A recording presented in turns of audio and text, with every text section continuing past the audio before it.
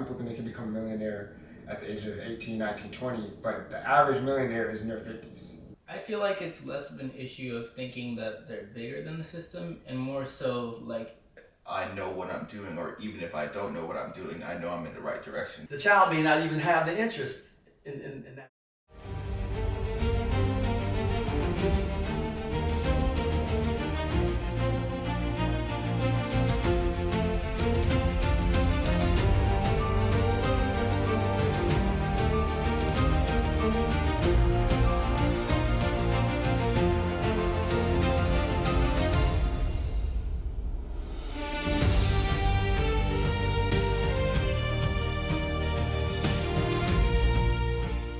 Welcome back to episode 3 of the Family Table. We have a new setup.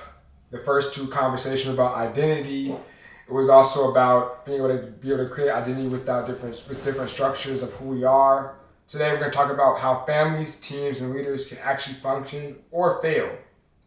So for me, my first question to you guys is, why do you think most families, teams, or partners break down even when people care about each other? That's seen a lot within different family dynamics.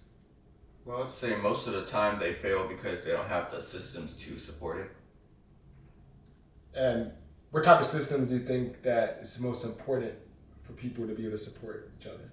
I would say it's systems that really allow people to focus on, I would say, certain tasks, so that someone isn't overwhelmingly taking all the load of the whole team, but also so that everyone knows specifically their role, so there's not a confusion of, oh, I expect you to do this, but they didn't know that for themselves.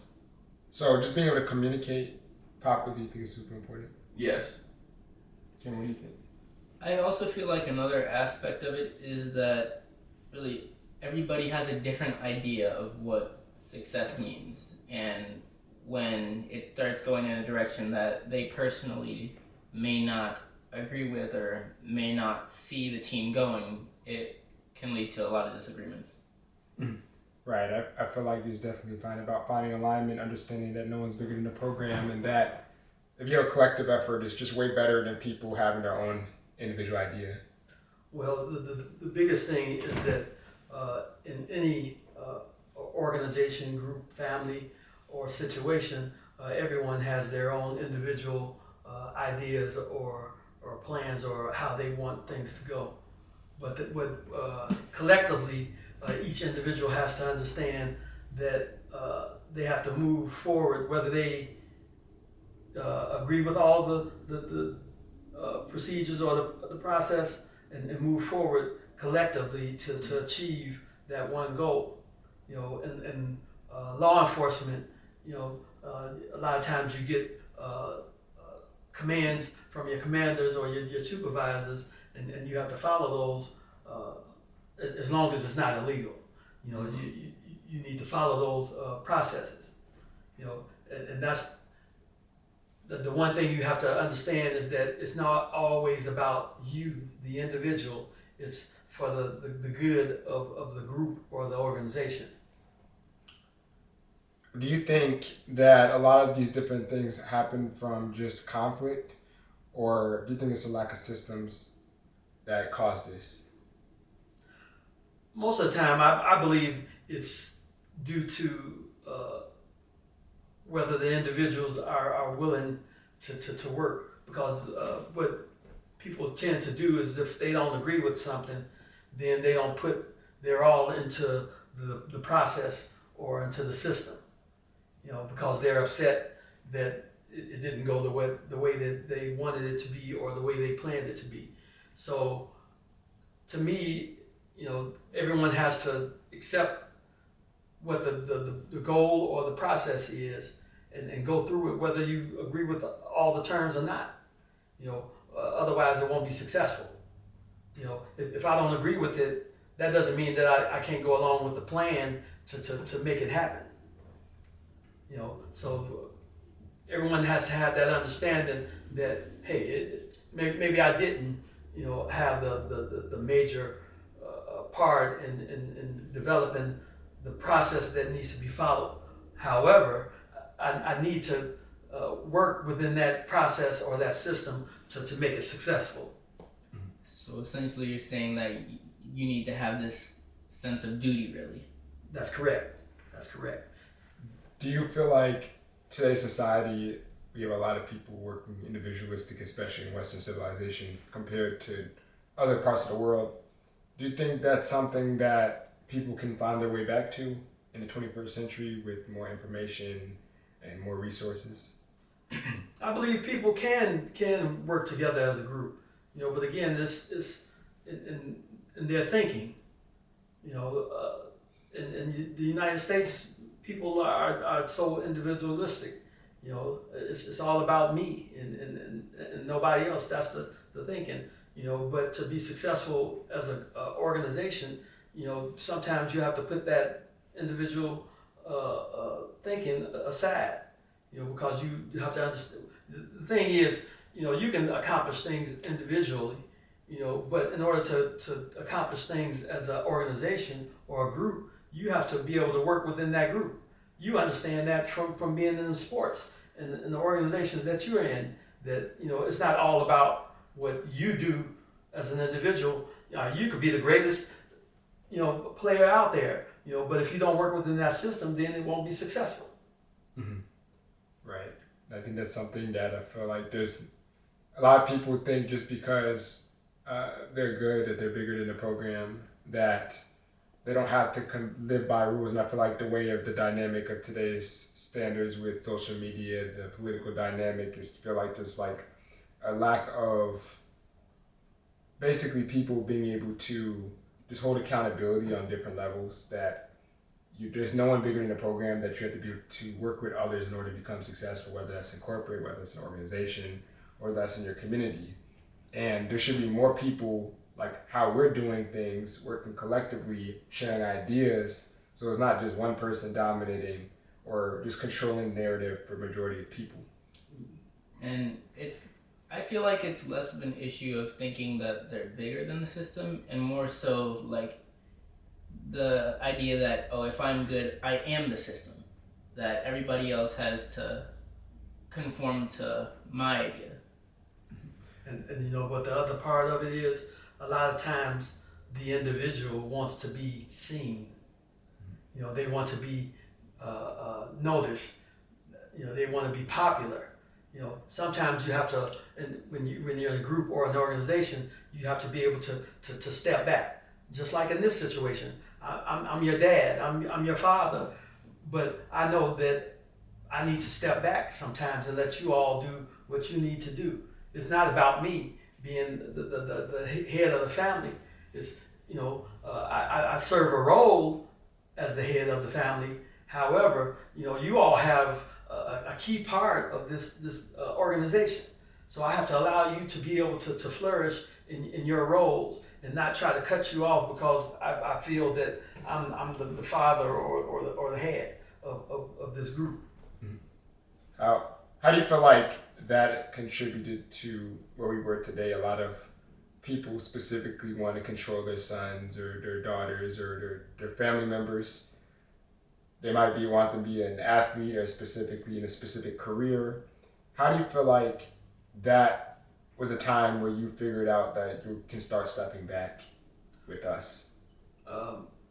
From my observations over the years, I observed that a lot of times the parents were the downfall of the children, because in many instances, the parents or the what they would try to do is control the children and drive the children to try to accomplish things that the parents didn't accomplish during their childhood. Mm-hmm.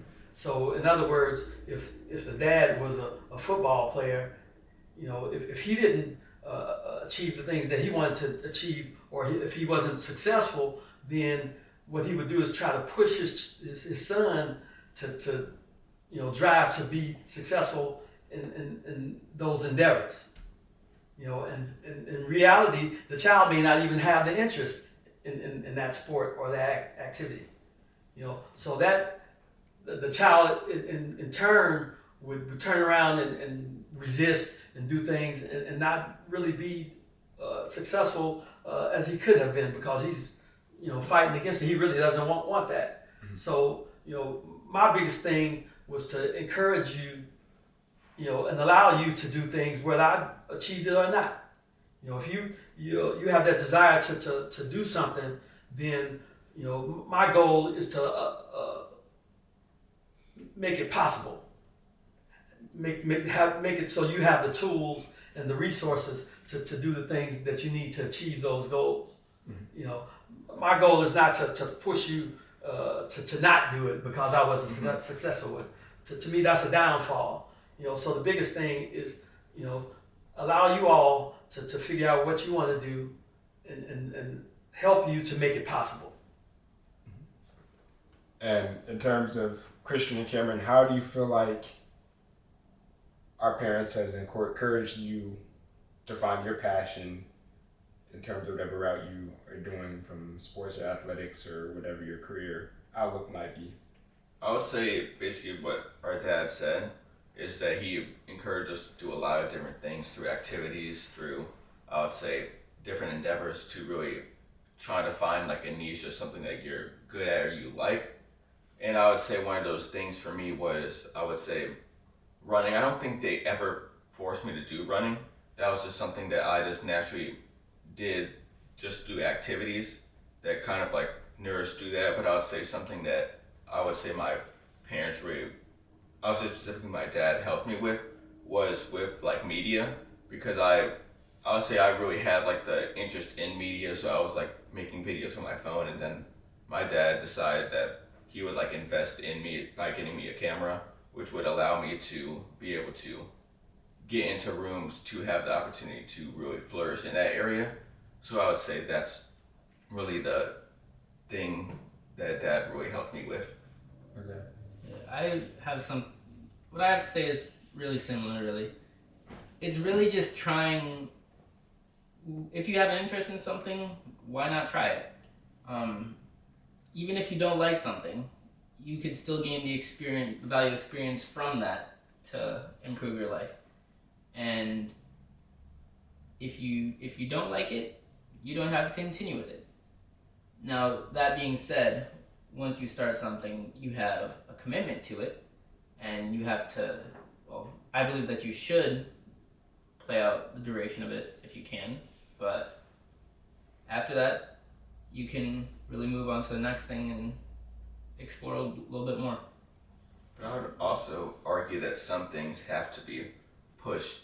Like regardless if the kid wants to or not, I feel like some things have to be pushed. Like, I'm not saying like sports or anything like that, but I'll just say development skills. Like if you're trying to teach them how to cook and they don't want to cook, it's like at some point you just got to learn, or you may not like it, but it's for the betterment of your character. So what would you say is the defining role between the two? Well, I just say, just on top of what Dara said before, is the biggest thing is that our parents provided us that foundation. They exposed us to a lot of a young age. Because a lot of people ask me, how did I get to the point where I am today in terms of being a national speaker, college athlete, and having all of this success? And I tell people when I got started, I was starting when I was 16 years old. But even in order for me to get to that position where I can start at that age, I had to have that correct foundation and direct support for me to be able to have that freedom, so I can be able to expose other avenues in other parts of my life, from the foundation that my parents gave to us, from being able to give us different resources from school, from organizations, from nonprofits, and making us focus on things that's important. Because a lot of parents might not really expose their kids, they might not push their kids, they might not position their kids, and people would wonder why they're not successful or they're not in a certain situation.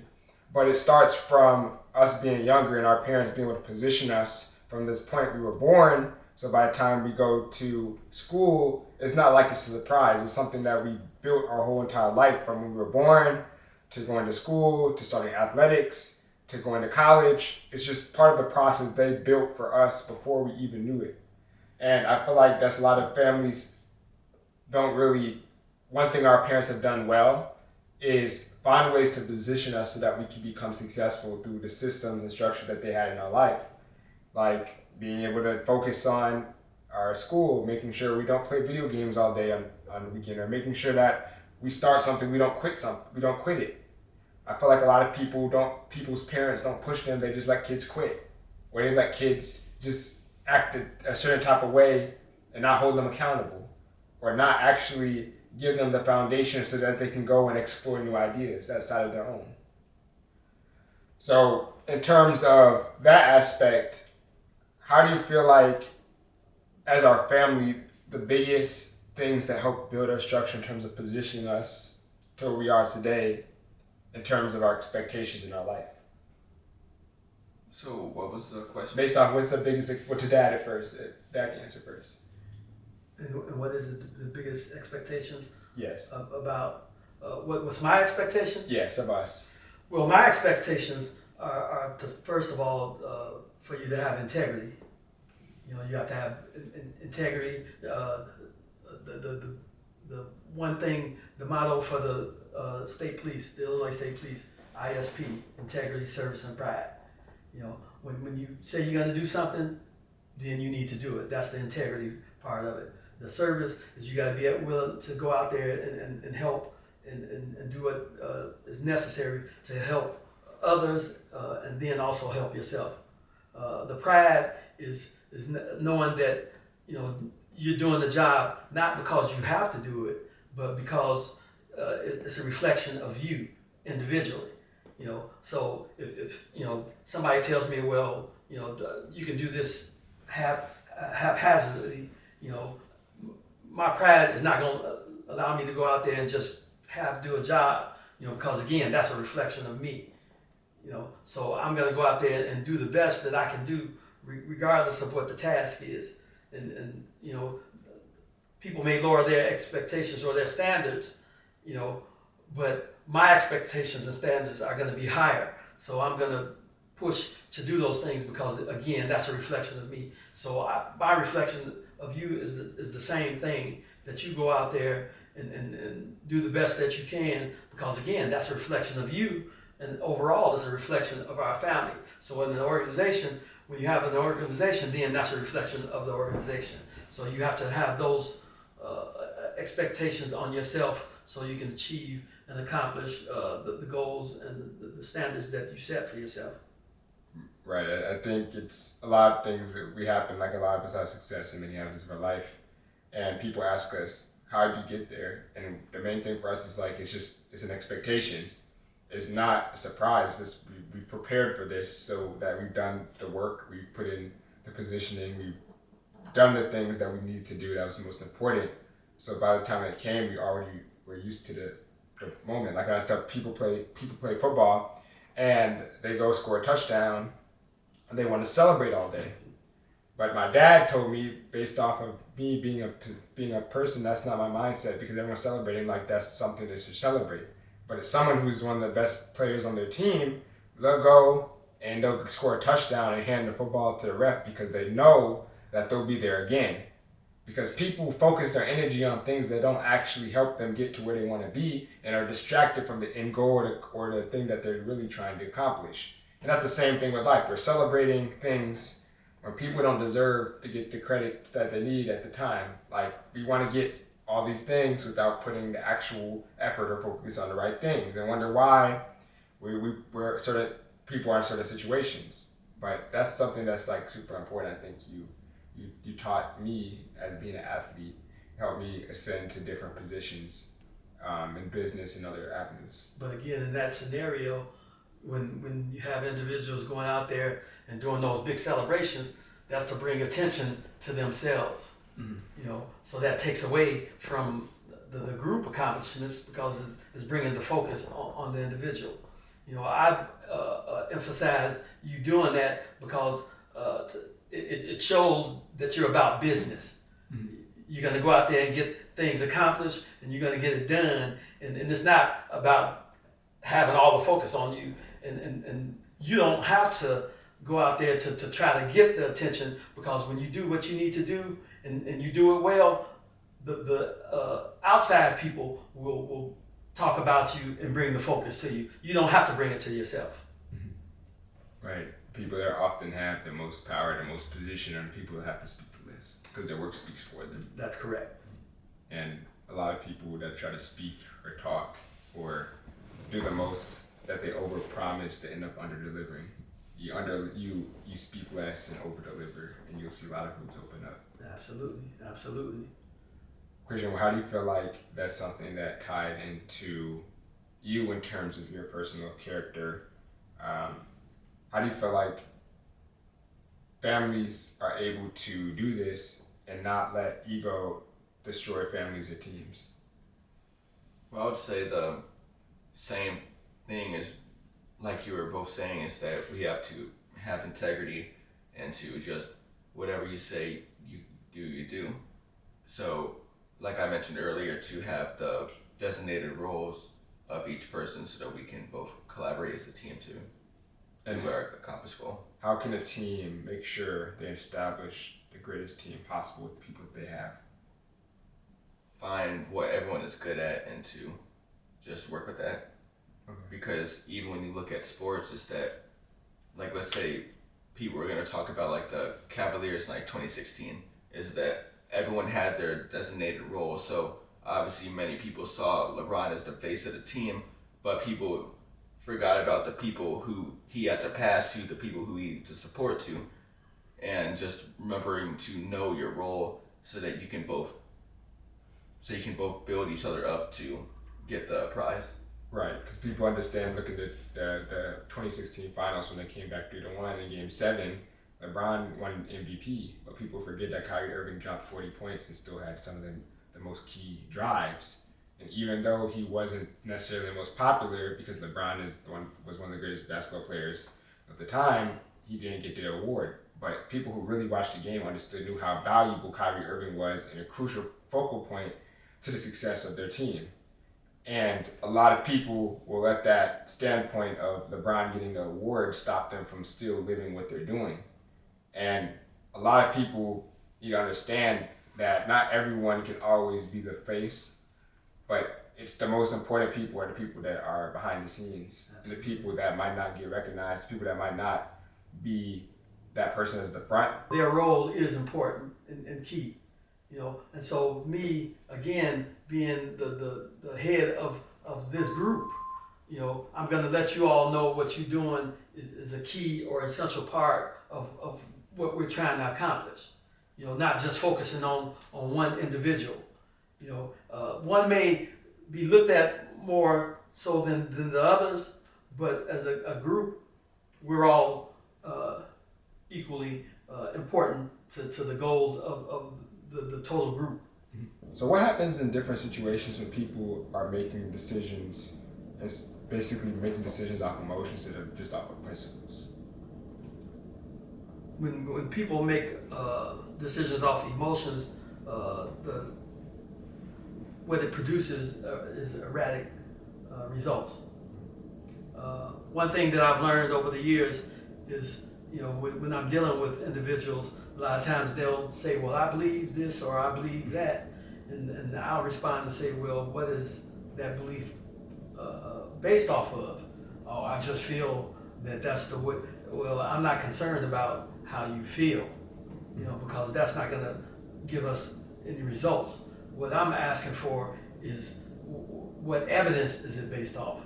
But again, that goes from my crime scene background. When I go to testify in court, I can't go in there and say, well, I believe that this happened because this.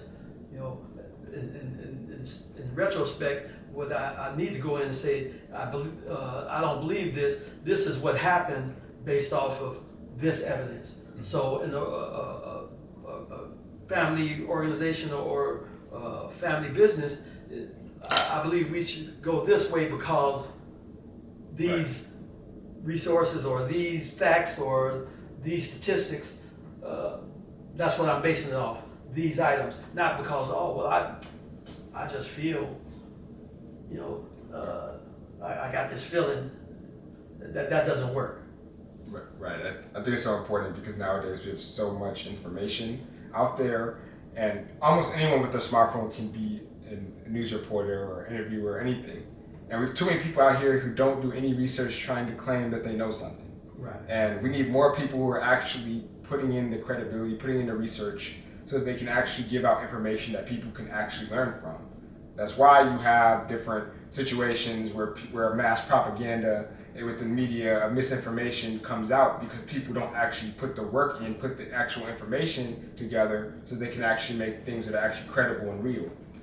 And that's especially off of making decisions in business. A lot of people try to go off of their emotions, and basically, to me, is like when someone says something, based off of what? Based off of this piece of information, based off of history, based off of some sort of data points. But it is not. A lot of people are going off themselves, and people don't have the actual credibility or the actual perspective that could actually make the best logistical answer. And when you're looking at issues, especially those that are particularly complex, it's really important to be able to separate in your reaction how you initially feel about what happened versus what you saw and what actually happened. That's not saying that you can't feel anything or you shouldn't have emotions going on. Both can be equally useful, but you need to be able to think rationally about the situation at hand and how to best take care of it. Right. But again, you can have some emotions involved, but but again, those emotions have to be based off of something. Right. If you had a previous situation or previous scenario where you did something and it didn't work properly, there's nothing wrong with that. A lot of people take things and say, well, I failed at this or you failed at this. It's not a failure. It's just that you're learning from that process. Mm-hmm. Well, as long as you're learning from that process. The thing is, there's nothing wrong with doing something that comes out with a negative result. But you should be able to take that information from that process that you utilize to achieve that negative result, to try to figure out how to change it around to make it into a positive thing. Right, because people oftentimes they fail and they do something and it didn't work out. The main thing you should ask yourself is why. Why did this specific outcome happen, and what ways can I prevent this in the future to make a better outcome?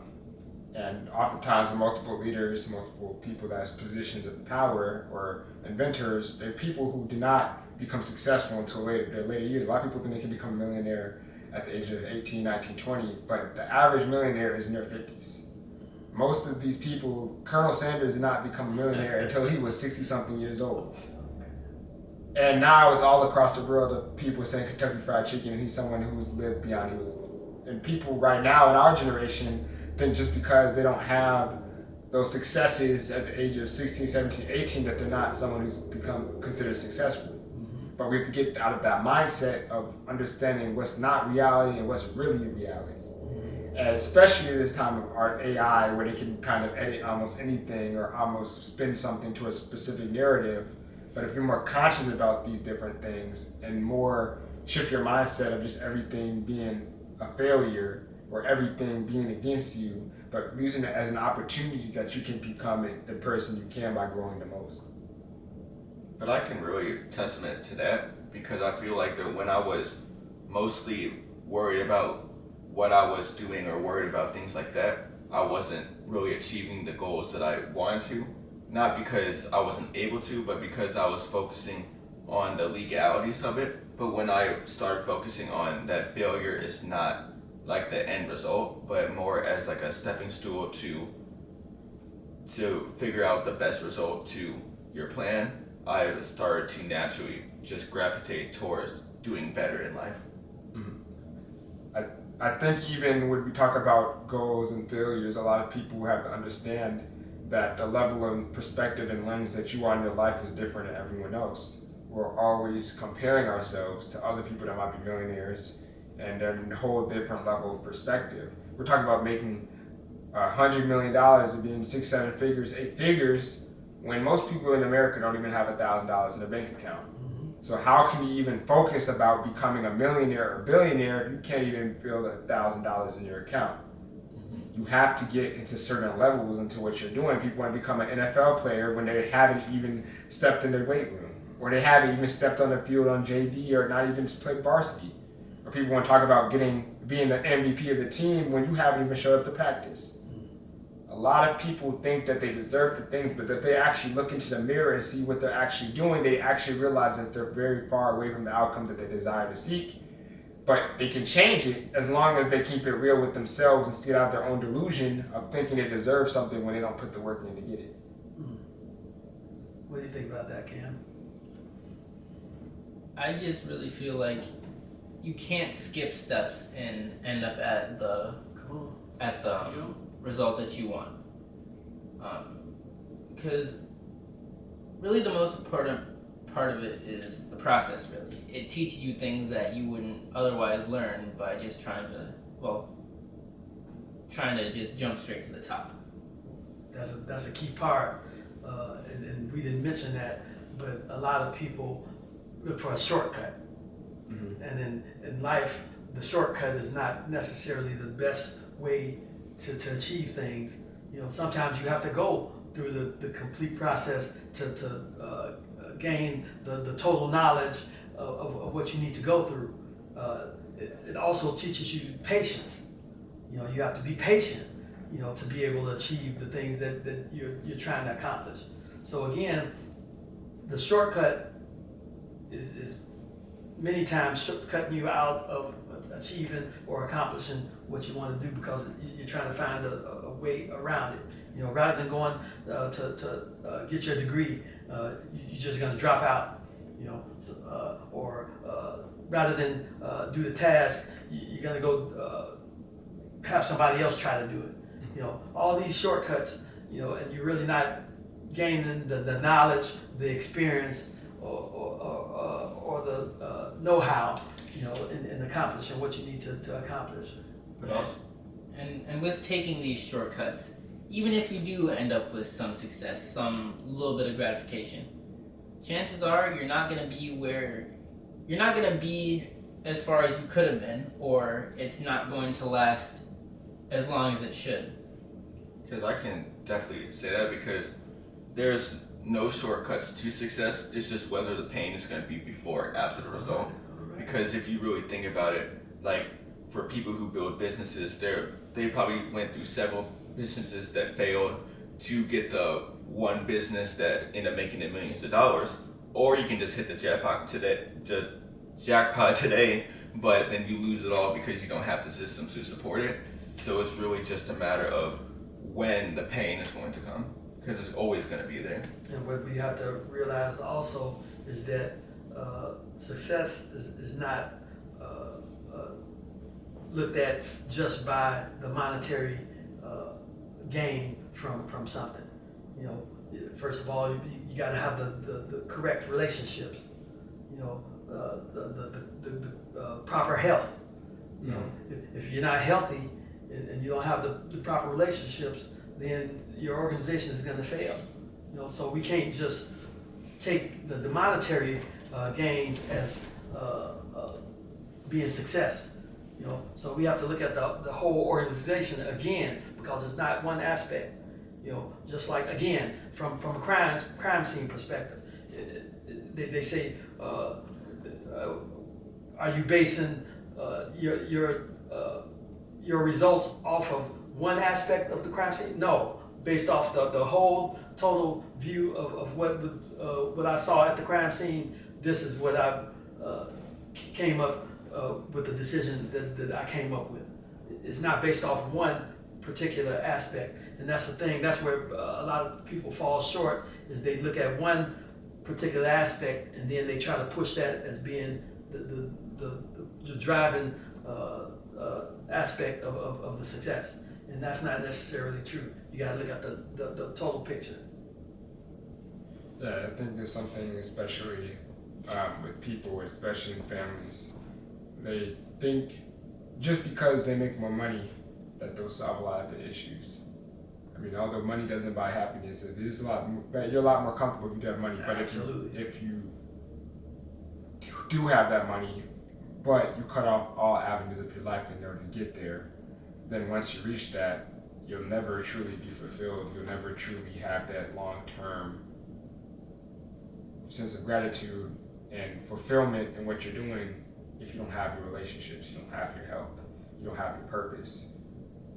Look at the hierarchy of needs in people's lives. You need, of course, food, water, you need social connections, you need a sense of purpose and a sense of community, and all those different avenues plays a sense in people's life in terms of what true fulfillment, true success is. And you look at other places in the world outside the United States, they live longer because they focus on a lot of other things like family, like their culture, like giving to others, and less on just the money aspect. And that's why you see people in the United States are getting way more unhealthy, getting way more destructive, way more issues in terms of family dynamics, in terms of community, because the community is not even there. But you have places like in Japan where people live to nearly 100, there are people who have a greater sense of who they are and a greater sense of their family. And I feel like that's something that people need to understand, that you can get all these different things, but at what cost? Where do you guys feel like, how do you feel like you can build a culture of what you're doing when no one else is watching? Because a lot of people feel like today people have to get some sort of confirmation from people in order to achieve the things they want. What's the question again? If people were able to go and do things, how can they do it without other people watching? Because a lot of people in today's society feel like they have to have confirmation from others in order to become successful. Well, I would say you have to find out what you're doing it for, because there's always going to be people. I would just say you just have to almost focus on what is my purpose in doing this.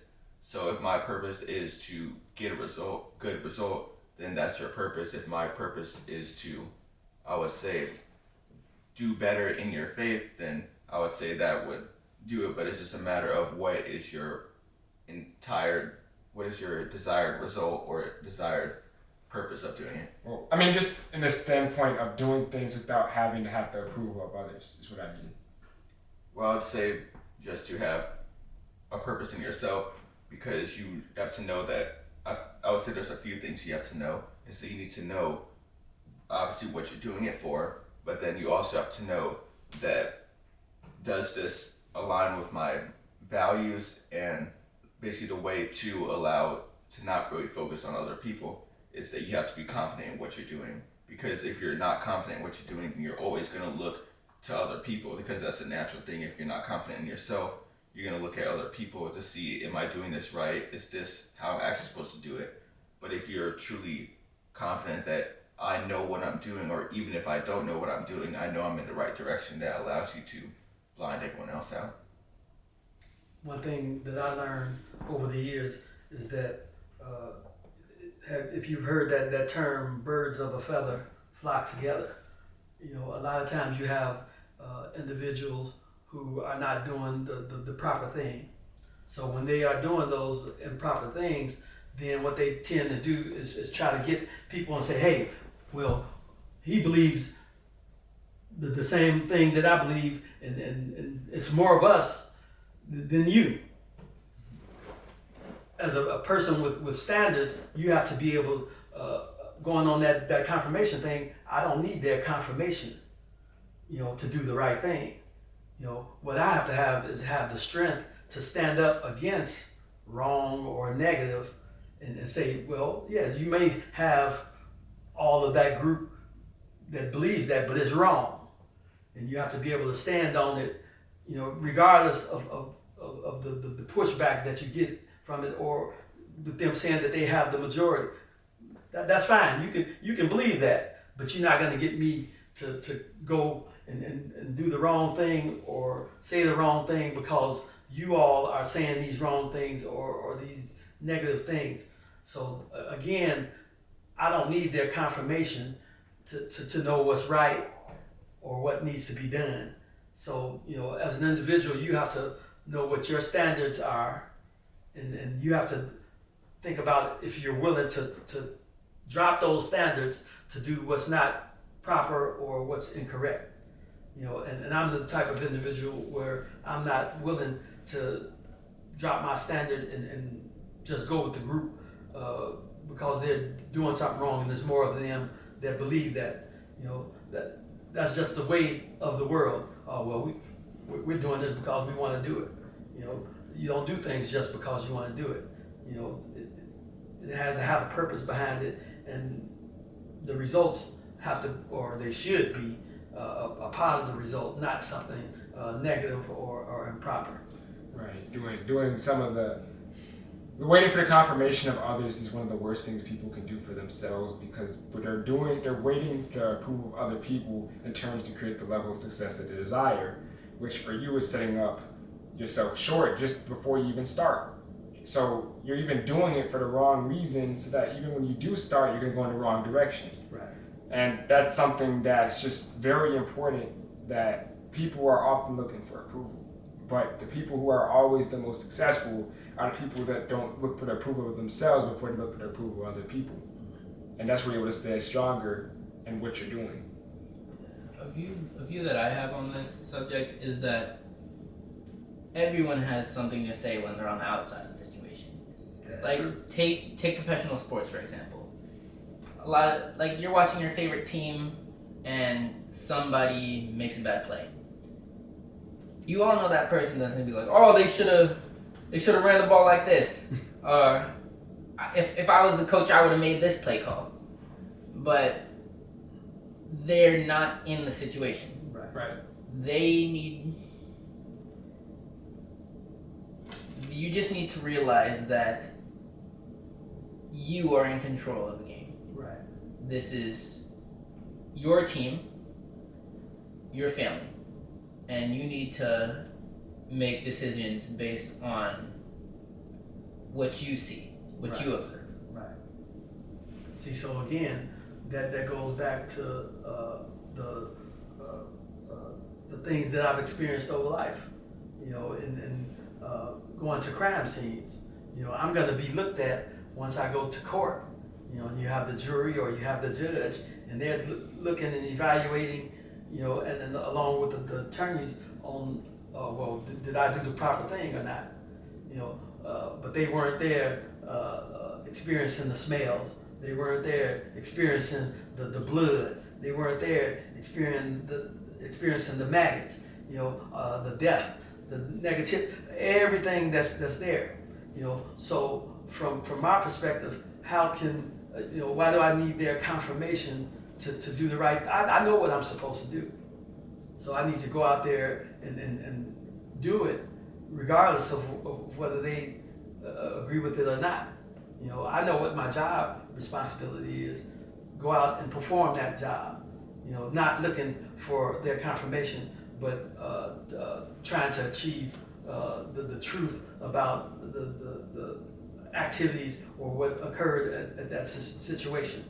And you could, well, that being said, you could have done the best job you possibly could at the scene. You could have collected all of the evidence. You could have preserved and captured everything perfectly. But it is still important to be able to portray to whoever you're speaking to or whoever you're targeting that you are credible, that what you say is that they should actually listen to what you're saying. Absolutely, and that's well said. However, to do that, I would have to be knowledgeable in collecting the evidence. Of course. I would have to be knowledgeable in documenting the evidence. And you would have to be thorough. Absolutely, but that goes back again into to your own pride about what you're doing. Right. But again, I'm not going there to earn their confirmation. I'm just going there to do my job. So that's the key. Yes, you have to get folks to understand it, but your job is not there to get their confirmation. And on top of that, what do you think happens when a lot of people want to have a voice with something, but they don't want to take responsibility? Because like you said, a lot of people are looking about being in a specific situation, whether they're in an athlete or in a position of someone in a position of power, and they said, "Oh, if I was them, I wouldn't do that." when in reality, people don't even have the responsibility to even get to that position in order to make that decision. Like, a lot of people talk about people that they were someone who was a billionaire, so I would just give all my money away. When most people in that situation, they get rich, they're not gonna do that. Right. A lot of people get rich. The money's they're gonna give it all away anyway. They say that, but it's like, it's all about perception. You're not gonna know of you being a billionaire until you actually get to that position of being a billionaire or you being a multimillionaire. Like a lot of people hate rich people until they become rich. Right. They want it because they resent people that have positions and they might have more than them. But they don't realize that there's a huge responsibility. There's a lot of different decisions, a lot of risk, a lot of things that happen when you get there. You have more money, you have more problems. And they think just because someone has money that there's someone who's automatically bad or automatically in a specific position. But I think people need to think of just having a more leveled idea of how to view people. Well, I'd say those who are really just fans at the end of the day is if they are basically trying to have all their input, but they don't want to help with it. That's just fans. Because even if you look at, like what Cameron mentioned about the football analogy or the players analogy, is that people are so opinionated on how something should be ran until someone tells them to line up with us and do it. But the biggest thing is that when individuals are in that scenario where they're trying to make decisions and they have no skin in the game, it's really not an accurate situation. It's no pressure. There's no risk. It's no risk. Mm-hmm. So the person at home saying, "Oh, I would have done that," they're not in that situation experiencing the pressure at the time that's happened. The person say, "Oh, well, I wouldn't have shot at that person." They weren't standing there Right. when the person was trying to attack them. Right. Oh, I wouldn't have done this. Oh, well, they weren't there when the person was deceased, laid there with the injuries and the blood there and the gun. So and you're still in the community where it occurred, and you still have the individuals that committed that may be out there. So it's easy to say what you're gonna do when you're not actually in the situation. The person at home, it's easy for them to make that expression of how they're gonna react to something when they're not on the field with that 300-pound guy running at them. So you have to take into perspective the scenario. Again, when people offer advice, you have to be careful on who you receive that advice from. If I want to purchase a house, I'm not gonna get the information from a person that doesn't have a house. Right. So those are key things that you have to keep in mind. If I want to have a large bank account, I'm not going to talk to somebody that doesn't have any money in their bank account. So you'll have all these people around, and they'll be all saying this, but you have to be able to decipher and regulate which information you're going to receive and which information you're not going to receive. Right. I think it's super important because, for example, when people look at an iceberg, only 10% of the iceberg is actually above water, but they don't see the other 90%. Mm-hmm. Everyone looks at their lens through social media or movies or highlights, and that's only one small bit of someone's life where they don't see the other sacrifices, they don't see the other things they went to, all the experiences, all the conversations that it had in order for them to get there to the point where they were able to stand out and get to the position that they were in. And a lot of people need to give more people and understand that these people that are specifically in different areas of life, they're human too. Absolutely. They're people that have personalities. They're people that have goals. They're people that have different experiences. And it's not always about trying to be right. Everyone wants to be right when no one wants to go off of information based off of facts and have considerable risk of other avenues that can contribute to one thing. Everything's not black and white. It's a layer to stuff. A lot of people think that just because someone is get paid $100 million, that there's someone that has a $100 million mindset, or there's someone who knows that they have everything figured out, or that there's someone who knows every single thing. But no, that's not true. people on the highest end of the spectrum, from people being billionaires to people that's always poor. There's no difference in them really outside of just the shift in mindset and shift of how they do different things in their life. But someone who has $1 billion is no smarter than someone that might have a PhD in something else. They're just someone who allocated to live their life a certain way that contribute to their success. So people need to stop idolizing specific people, specific things, and hold them to a higher standard that just because they have more money that they have to give most of their money away. Or someone that just because they're a gymnast or an athlete that they have to contribute to these certain causes. When not everyone is meant to be this picture perfect image that people try to portray online in all avenues of life. That's correct. But again, if we look at the lower spectrum, you can learn from individuals from the lower spectrum. I'm not a drinker or a smoker.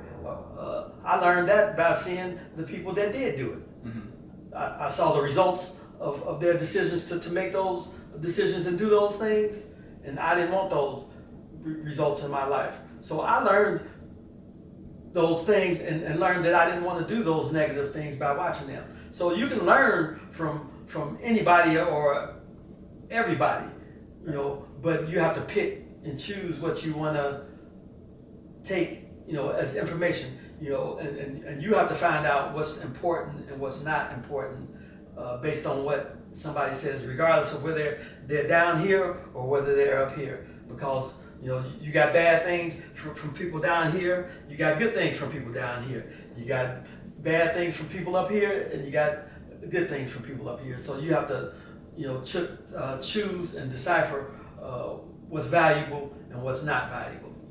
Right. You can't learn from anyone. The reason people are not at the place they want to be is not because that there is not enough information.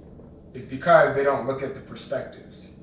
People are oftentimes, they say, how do I get to a specific place? It's quite simple. You find someone who does something where you want to be, and you learn from them, and you see those different things, you take notes, you learn, and have those similar activities, but cater towards your dreams, your goals, your identity.